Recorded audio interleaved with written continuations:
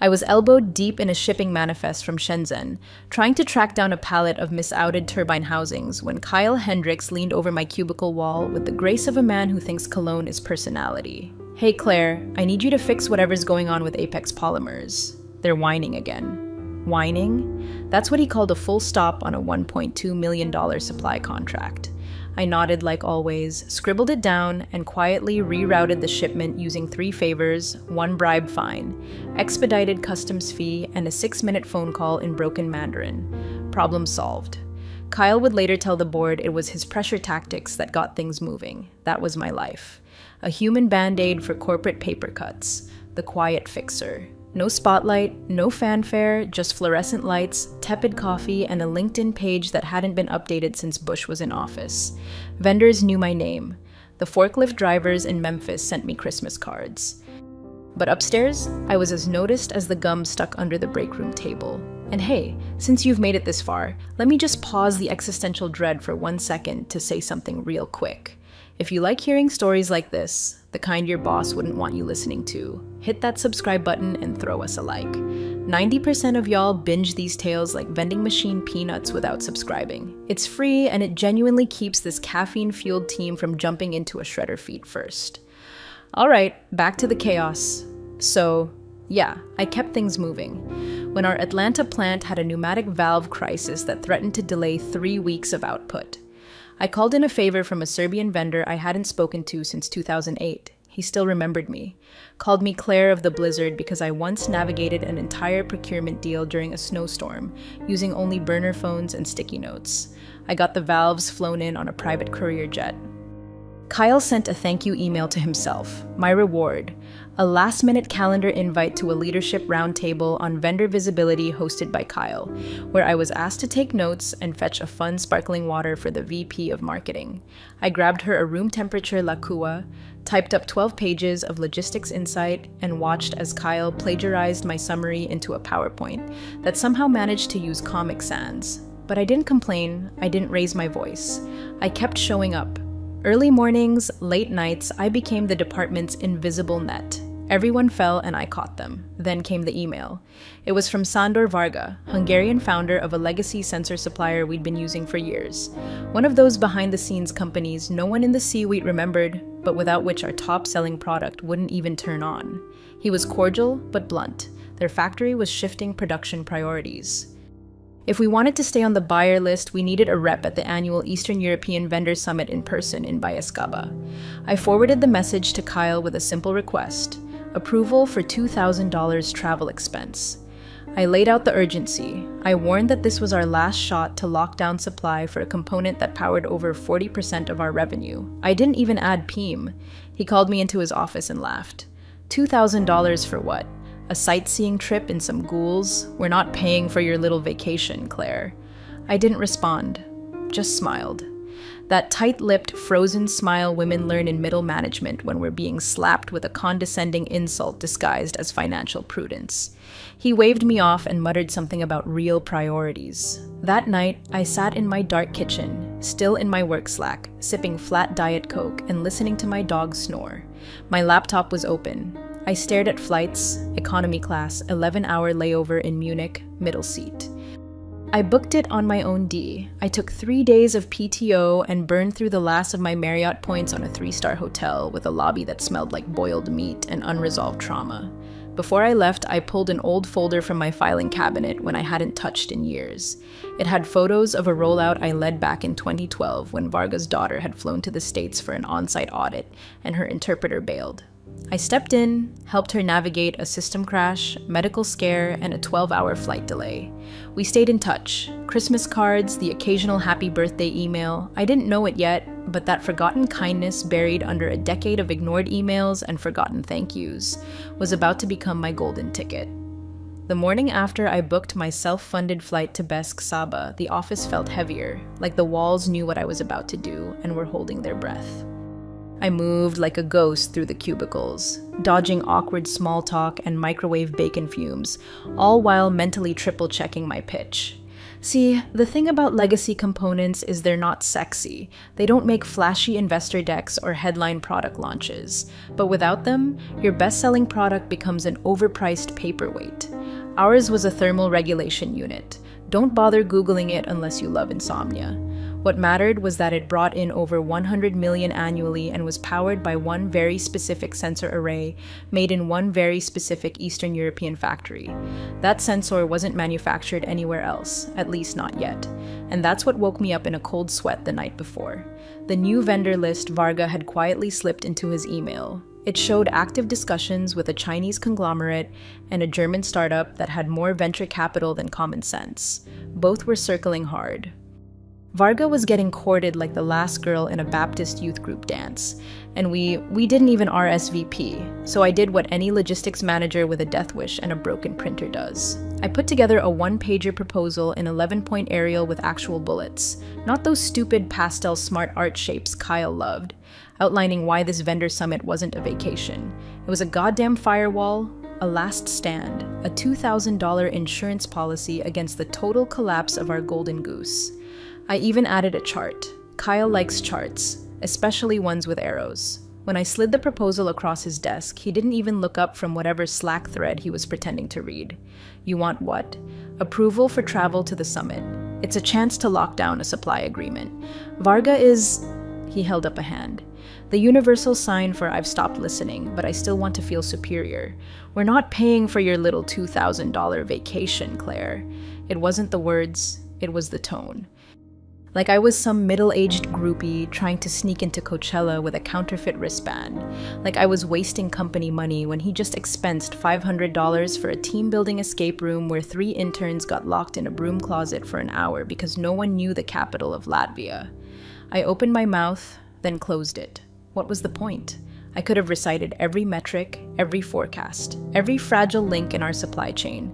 Kyle had already filed this under emotional female nonsense. I knew that look. I'd seen it before. Hell, I'd trained myself not to cry under that look.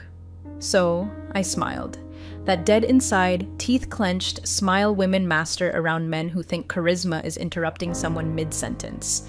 Understood, I said. Thanks for the clarity. I walked out of his office feeling like a balloon someone let go of mid-H helium fill. But under that something simmered, not anger, not even betrayal, just precision, like I'd finally stopped waiting for approval from a system built to ignore me. Back at my desk, I emailed HR to confirm my PTO request. They replied with the usual automated form. I submitted it, attached a fake conference itinerary I mocked up in Canva, and made a note to bring back an airport souvenir so no one asked questions, something with paprika or a communist cartoon dog. And I ordered new business cards. Just 100. Matte finish, burgundy font. Name, Claire Donovan. Title, Independent Vendor Relations Consultant Company. Donovan Nexus Logistics, LLC. I figured if I was going to be invisible to my own company, I might as well be visible to theirs. By noon, I had booked my hotel. By 2:00 p.m., I'd made a quiet call to Petra, the founder's daughter. I hadn't spoken to her in 6 years. She picked up on the first ring. Claire. Petra, I got your father's email. I'd like to come to the summit. Silence, then a low chuckle. You always show up when it matters. I smiled for real that time. Not the workplace version. The real one I always try. My PTO was approved with all the enthusiasm of a software update nobody asked for. No questions, no follow-ups, just a bland email from HR confirming the dates. I doubt Kyle even noticed or cared. 3 days later, I was wedged into a seat in row 32 of a budget airline that smelled like wet carpet and bad decisions. Knees jammed against the tray table, listening to a Slovakian baby scream like he knew I was flying toward a professional Hail Mary. The itinerary Charlotte to Munich, then a connection to Debrecen, followed by a 2-hour bus ride to Biskaba, a place that sounds like a sneeze and looks like a postcard from 1987 that got lost in the mail. I landed jet-lagged, half-deaf from the engine hum and smelling like airplane nuts and existential dread. The hotel lobby had yellowed wallpaper, a rotary phone at the desk, and a vending machine selling off-brand cigarettes and shampoo. But it didn't matter because the moment I checked in, there was a note waiting for me at the desk written in blocky, deliberate handwriting. Dinner on the terrace. 8 p.m. SV Sandor Varga, man who ran his factory like a monastery and whose handshake was worth more than most NDAs. I hadn't seen him in person since the rollout in 2012. Back then, we were piloting a joint systems integration in Raleigh. His daughter Petra was shadowing the process as part of some next-gen leadership program. She was barely 22, fresh off a plane, wide-eyed, and wearing heels that didn't stand a chance against the greasy factory floor. Entire rollout was a disaster. Our local IT team ghosted halfway through day one. The temperature controls malfunctioned, the translation software glitched, and someone, probably Todd from facilities, left a porn tab open on the central monitor. The cherry on top, Petra got violently ill after a lunch burrito and ended up curled in the corner of the warehouse break room, green as a stoplight and shaking like a leaf. Everyone panicked. Everyone except me found a space heater, a blanket from the lost and found bin, and a pharmacy 2 blocks down that sold something vaguely resembling anti-nausea meds. I sat with her, made her tea, and called her father from my personal phone when no one else would. She clutched my hand for 2 hours and cried from the embarrassment. She was supposed to be proving herself. Instead, she was puking in a trash bin behind a forklift. When Varga arrived, he looked at me, not with corporate thanks, with something deeper. Respect maybe, or recognition. The kind you only get when you show up at someone's worst moment and don't flinch. Back in the present, the terrace dinner was quiet, just the two of us. No aides, no translators, just grilled pork, warm palinka, and the sound of old clock towers chiming in the background. "You came," he said simply, eyes wrinkling with a faint smile. "No one else was going to," I replied. He poured the palinka. "We didn't toast, just drank. They want me to move production," he said after a long silence. "Germany offers money. China offers scale, but neither offers what I actually want." I waited. "Trust." He finished. "I want trust you. You helped my daughter when she was not useful to you. You acted with care when no one was watching. You remember people, not just numbers." I said nothing, letting the words settle like dust. "Will you represent us?" he asked suddenly. "Here in America, not your company, you personally." The wind shifted. I felt it not metaphorically but literally. A gust from the east carried the scent of steel and old rain. Something about it made my spine stiffen. "I'm not a lawyer," I said slowly. "I don't have distribution experience. I'm just a logistics manager." He waved it off. "You're the only one who came. That's what matters." He slid a folder across the table. It wasn't a contract, not yet, but it had numbers, percentages, a model, a roadmap to a deal where I, not Cardinal Systems, would be the exclusive North American conduit for their sensors. I didn't sign it that night, just held it. Later in my hotel room, I stared at the folder for hours. My hands trembled, not from fear, but from the weight of being seen. Truly seen. I could still turn back, fly home, pretend this was a sightseeing detour gone sideways. But I knew better. This wasn't rebellion anymore. It was strategy. The summit was held in a building that looked like a Soviet-era aquarium, square, gray, and inexplicably humid. The main conference room had plastic chairs, an analog projector, and one sad ficus leaning like it knew its days were numbered. Vendors from all over the EU mingled in stiff suits, clutching branded USPs like they were sacred relics. I was the only American, the only woman over 40, and judging by the sidelong glances and raised brows, only one who hadn't brought a translator, a team, or a tie. Varga opened the morning session with a speech in Hungarian, then German, then broken English. He talked about supply chain integrity, future partnerships, and global realignments, all while pointedly avoiding any mention of Cardinal Systems. My company, whose logo had once proudly sat on their marketing banners, now appeared only on a forgotten pamphlet near the buffet table, folded, stained, and sitting next to a bowl of hard candy. I spent the morning listening, scribbling notes I'd later have to decode, and watching 2 French reps whisper every time I asked a question. I was underdressed, outnumbered, and completely off the official schedule. Then, just before lunch, Varga approached me quietly. "Walk with me," he said. We stepped out onto the building's narrow balcony. The concrete cracked like old knuckles. Below us, town bustled with slow-moving trams and teenagers vaping behind kiosks. The air smelled of diesel and fried cabbage. He leaned on the railing like he was holding up the whole damn city. "I want this deal off the radar," he said without preamble. "Your company sent no one again. They said the trip wasn't necessary." I said, the words tasting bitter in my mouth. He chuckled once, dry, humorless.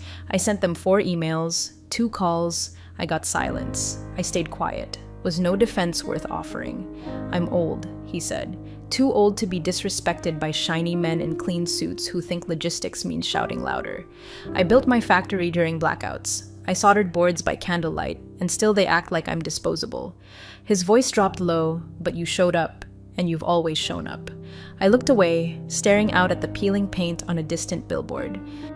I'm not a distributor, I said. Don't have the infrastructure. I don't. You'll build it, he said.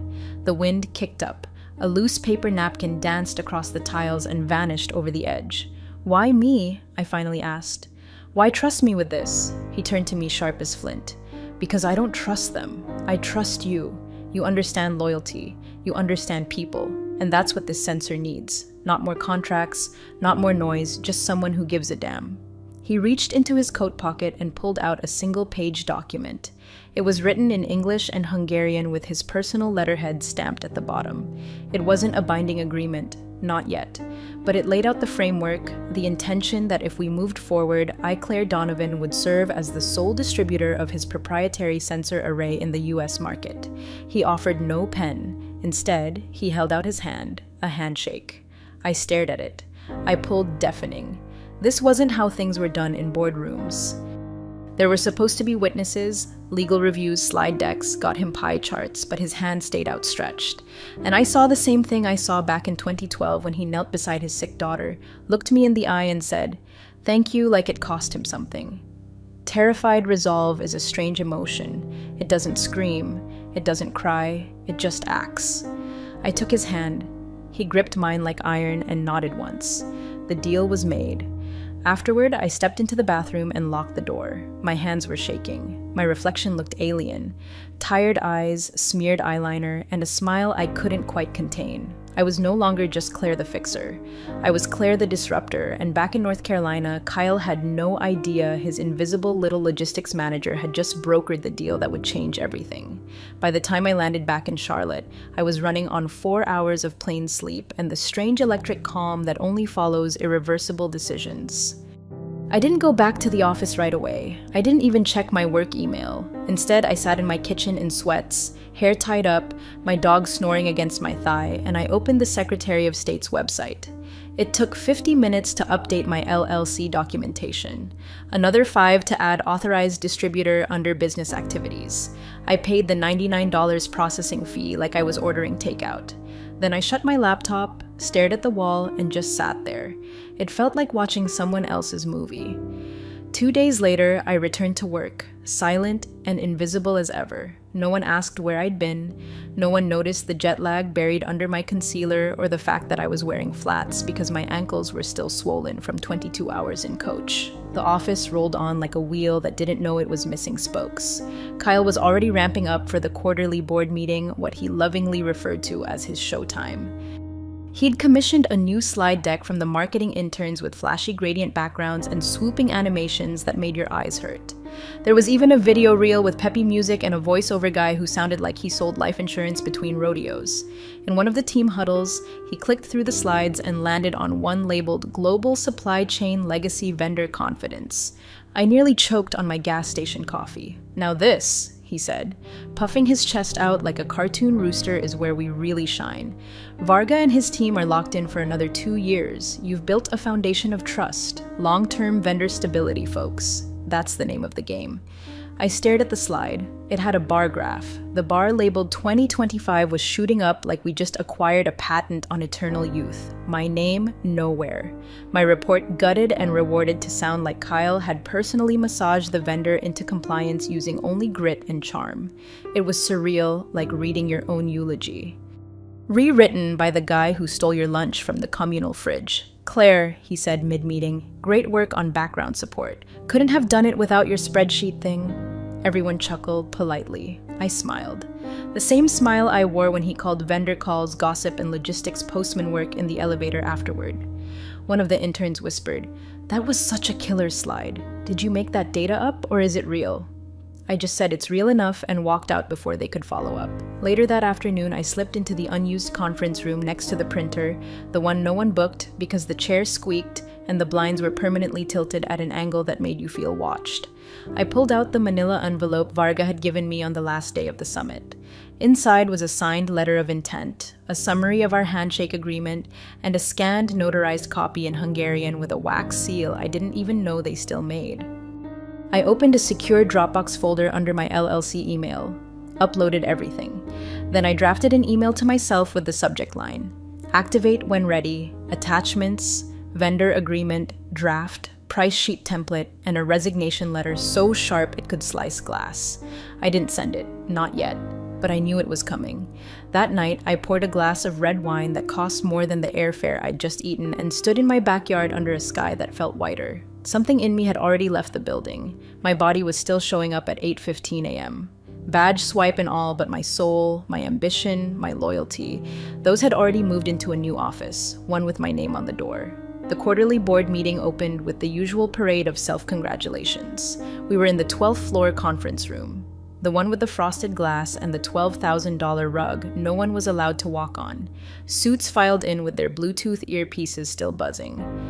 Starbucks in hand, eyes glazed with that caffeinated blend of arrogance and boredom. I took my seat near the back, close to the buffet table, where the cheese cubes were already sweating under fluorescent lights. I wore a navy blazer that said team player and black flats that said I know where the bodies are buried. No one noticed me. They never did, which was exactly how I wanted it. Kyle stood at the head of the table, laser pointer in hand, voice greased up and rolling like a car salesman at quota time. Now, as we move into Q4 projections, I want to highlight our most stable vertical legacy component sourcing: click, slide, change. Thanks to years of smart vendor management, our European supply line is rock solid. I bit down hard on the inside of my cheek. Locked in rates, guaranteed inventory, he continued. Frankly, it's one of the cleanest areas of our operation.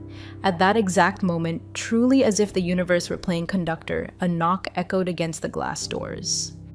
A man in a courier uniform stood there holding a sealed envelope, tan and thick with red ink across the front, personal and confidential to be opened by CEO. Only the receptionist cracked the door and whispered something to one of the assistants. A minute later, the envelope was in the CEO's hands. He looked puzzled, then intrigued, probably thought it was a thank you letter or a private invite to a startup's yacht launch. You know, CEO things. Then he opened it.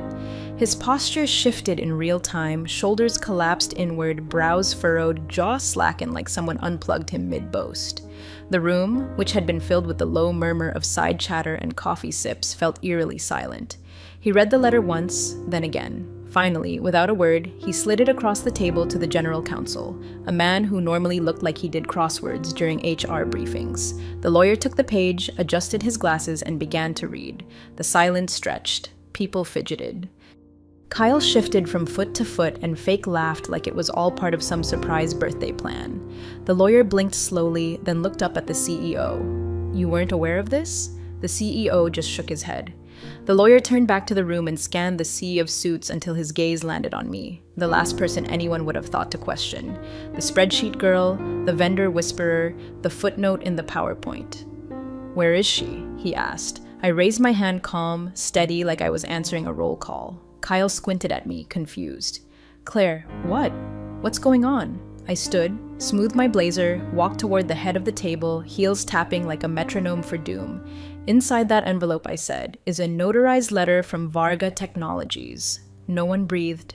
The letter confirms that as of this week, all future sensor shipments to the United States will go exclusively through a single intermediary. Pause. Let it burn. That intermediary is my company. Dead silence. "The kind you feel in your teeth, you mean?" "Through Cardinal Systems," Kyle finally asked, his voice climbing an octave it had no business visiting. I turned to him, not with anger, not with spite, just with truth. "No, through Donovan Nexus Logistics LLC." The lawyer cleared his throat. The letter also includes a scan vendor agreement and a timeline for transition. Effective immediately, the CEO looked like someone had handed him a bomb disguised as a birthday card. Kyle sputtered, "But you can't just, what the hell is this?" I met his panic with something he hadn't seen in years. Control. "This is what happens," I said, "when you confuse loyalty with silence. I asked for $2,000 travel budget. You said no." Then I reached into my leather tote and pulled out 3 documents: my resignation letter, a notice of vendor transition, bound price list. I placed them neatly in front of the CEO. "Let's continue the meeting," I said. "You'll want to flip to the next slide. It's about your inventory assumptions." I walked back to my seat, but I didn't sit. I didn't sit because I wasn't coming back. Not to that chair, not to that room, not to that version of myself. The one who waited her turn, softened her voice, shrank her spine to fit in a space too small for her competence. That woman was gone. Buried in a shallow grave of unpaid overtime and reheated team lunches. I walked to the center of the room, placed my hand on the CEO's chair, lightly like claiming territory, and said, "There are 3 documents in the packet. First, my resignation letter, effective immediately." The CEO didn't look up. He was still staring at the vendor letter like it might rewrite itself if he blinked enough times. "Second," I continued, "formal notice of distribution rights filed with the Hungarian Ministry of Trade and verified through the U.S. Commercial Liaison. All legal, all above board." The lawyer flipped through the folder, lips moving silently. He turned one page, then another, reached the notarized seal, paused. "It's airtight," he muttered. "Every clause is triggered. She holds exclusive representation." Kyle stepped forward like he thought physical proximity would change the facts. "You're bluffing," he snapped. "There's no way Varga would cut us out. We're his longest partner." "We built, you built nothing," I said calmly. "You forwarded emails, you ignored the warning signs. You thought relationships ran on autopilot, but supply chains don't remember titles. They remember who shows up." He opened his mouth again, but the lawyer cut in. "She's not bluffing. This is enforceable. Her LLC is now the exclusive vendor representative for all North American transactions tied to this sensor."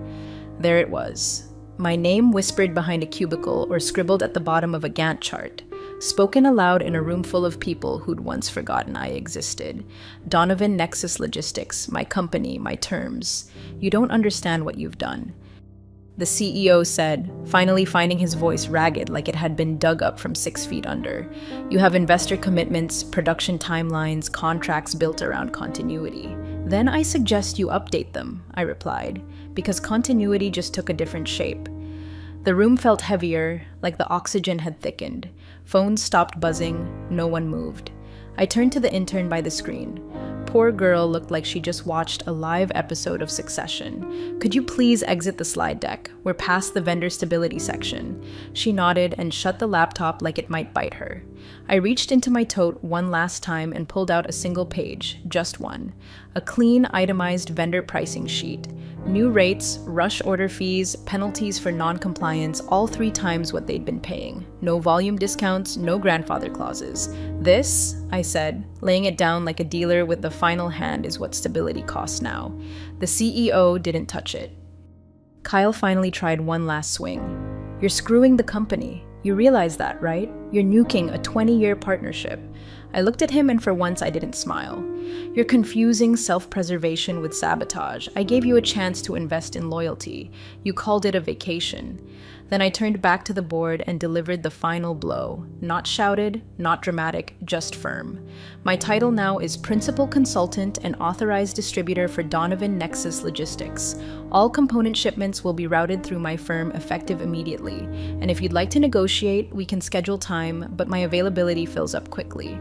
No one clapped, no one needed to. Power doesn't announce itself. It just enters the room and takes its seat. I collected my tote, nodded once, and walked to the door behind me. Lawyer leaned in toward the CEO and said something I couldn't quite hear, but I didn't need to because I already knew the translation. "You should have paid for the trip." I was almost at the door when Kyle finally found the courage to make one last swing. Though calling it courage is generous, it was the kind of swing a drowning man makes. Wild and flailing, all elbows and panic. "This is extortion," he barked, his voice echoing off the glass walls like a fire alarm no one bothered to shut off. "You're holding the company hostage. This is blackmail." I turned back slowly. One last look. The room was frozen in that uncanny valley between denial and comprehension, directors blinking in slow motion, legal flipping through documents like they were looking for a trapdoor. The intern had backed herself into the corner by the fruit platter, half a grape in her hand, fully traumatized. Extortion, I said, cocking my head voice even. No, extortion is demanding money to fix a problem you created.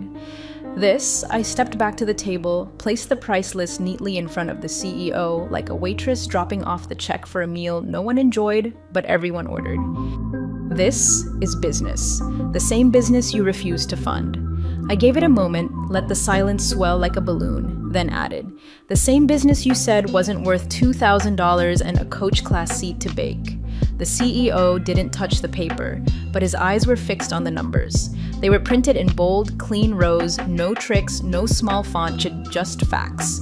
Base unit price triple the previous rate. Rush order penalty 40% surge charge. Inventory reservation fee monthly non-refundable.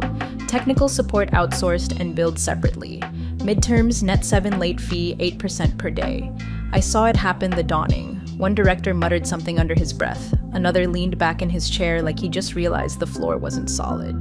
The VP of Finance adjusted her necklace 3 times in 30 seconds. No one met my eyes because this was the moment they realized they weren't sitting at a table. They were standing at a cliff. "This can't stand," Kyle hissed. "We will go around you." "Find another supplier."